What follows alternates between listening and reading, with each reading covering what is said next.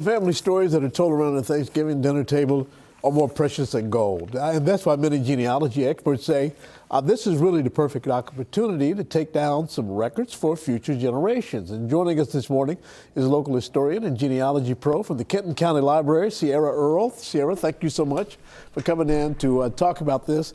I guess trying to get genealogical information during the holidays makes sense because it's one of the few times when you have people who know about your family history all together, especially older people.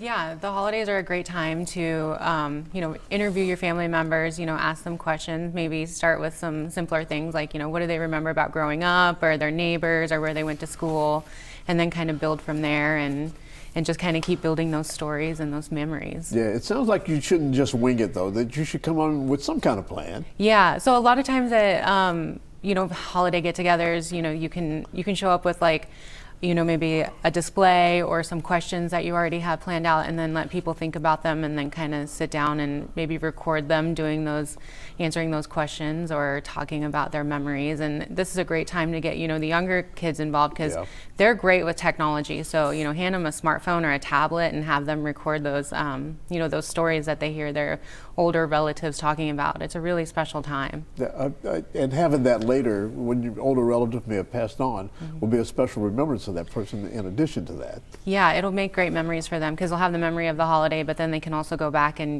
watch the video or listen to the recording and hear and experience that part of their history. What do you find are the best types of questions to ask? I think the best types of questions to ask are ones that, are open-ended and allow people to reflect on their memories. So asking them, what did they think about going to school? What was their favorite part of the day? Did they have a favorite teacher or subject?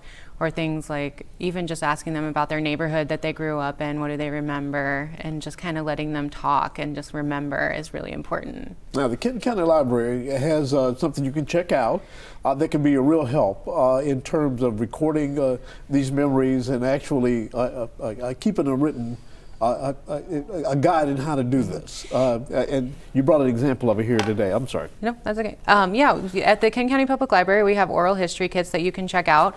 These are free. They come with a audio recorder here that we have instructions for. The kits also come with sample questions and release forms.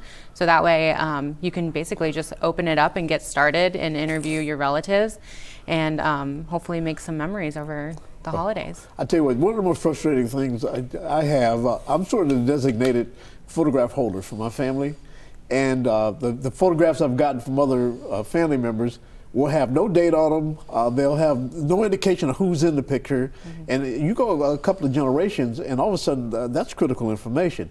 So being able to label what's what and to keep it organized is important as well.